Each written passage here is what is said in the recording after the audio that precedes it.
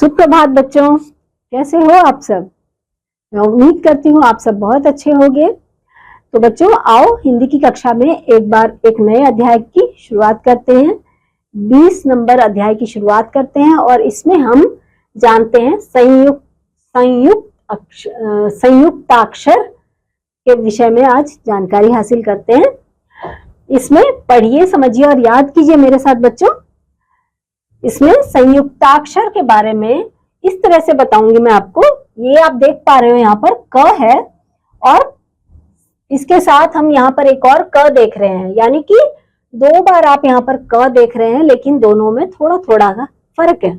तो आप इसमें लिखने के टाइम हम इसको कैसे लिखेंगे, आधा क बनाते हैं इसको और एक पूरा क बनाते हैं।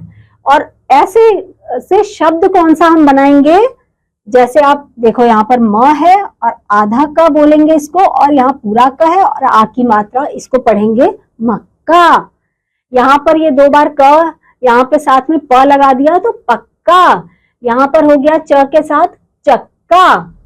इसी तरह से बच्चों यहाँ पर क है और ख है, लेकिन इसको संयुक्ताक्षर में जब हम प्रयोग करेंगे बच्चों, तो इसको ये संयुक्त रूप से यहाँ पर प्रयोग हो रहा है म के साथ, तो बन गया मक्खी। यहाँ पर भी म के साथ ही प्रयोग हो रहा है, लेकिन यहाँ पर बन गया मक्खन। यहाँ पर द के साथ प्रयोग हो रहा है तो बन गया दक्खन। और बच्चों अगर क और श ये दोनों साथ में संयुक्ताक्षर में मिल रहे हैं, तो ये हमारा किसका ध्वनि प्रयोग होगा, यहाँ पर किसका ध्वनि हमें सुनाई देगा, क्ष का। तो ऐसे में अगर क के साथ ये क्ष का प्रयोग हो रहा है तो कक्षा, इसका उदाहरण क्या होगा, कक्षा, रक्षा, भिक्षा। और च और च अगर 2 बार इस तरह से हमारे सामने च च आता है, तो इसका प्रयोग हम देख सकते हैं संयुक्ताक्षर में ब के साथ बच्चा, कच्चा, सच्चा। और अगर च और छ एक बार साथ संयुक्ताक्षर में आते हैं तो हम ये देख पा रहे हैं ल के साथ इसका प्रयोग लच्छा, अच्छा, गुच्छा। इसी प्रकार से अगर ज और य के साथ संयुक्ताक्षर में हमें आते हैं तो ये बन जाता है य। और य का प्रयोग आप देख पा रहे हो, य के साथ है तो यज्ञ, ज्ञान और ज्ञानी। इसी प्रकार त और र मिलके क्या बन जाते हैं, त्र। और त्र का जब प्रयोग प के साथ हुआ तो बन गया पत्र, मित्र, चित्र। और बच्चों अगर त और थ ये संयुक्ताक्षर में हमारे सामने आते हैं तो आधा त आएगा और थ आएगा। तो इसका प्रयोग हम अगर क के साथ करते हैं तो कत्था, हत्था और मत्था, इस प्रकार से प्रयोग करेंगे। अब देखो बच्चों, अगर हम द और व इनका अगर संयुक्ताक्षर के रूप में प्रयोग करते हैं तो बन जाता है द्व।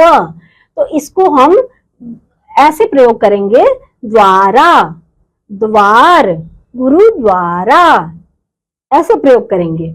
ऐसे इसके उदाहरण मैं आपको बता रही हूँ। अब देखो बच्चों, अगर आप द और ध इसका संयुक्ताक्षर में प्रयोग करेंगे तो द और ध की मिली जुली जो ध्वनि होती है उसका हमें सुनाई देता है।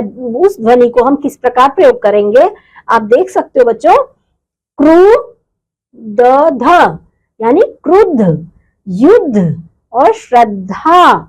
इस चीज का प्रयोग इस प्रकार होता है और इसका ये शब्द जो है उदाहरण में है। द और य ये अगर संयुक्ताक्षर के रूप में हमारे सामने आते हैं तो द का साउंड स्वर आता है इसमें। तो इसको हम अगर उदाहरण के तौर पर मैं बताऊं तो ये विद्या, विद्यालय, उद्यान, इस तरह से प्रयोग करते हैं। और अगर प और य ये संयुक्ताक्षर में हमारे सामने आएंगे तो प्य होगा, यानी कि इसका उदाहरण है प्यार, प्यारा, प्यासा। और बच्चों अगर ल और ल ये 2 ल अगर संयुक्ताक्षर में हमारे सामने आते हैं तो इसका उदाहरण मैं बताऊं आपको, इसका उदाहरण है दिल्ली, बल्ला, पिल्ला। और अगर स और य हमारे सामने संयुक्ताक्षर में प्रयोग हो रहे हैं तो स्या बन जाता है। इसका उदाहरण है स्यानी, स्याही, स्यार।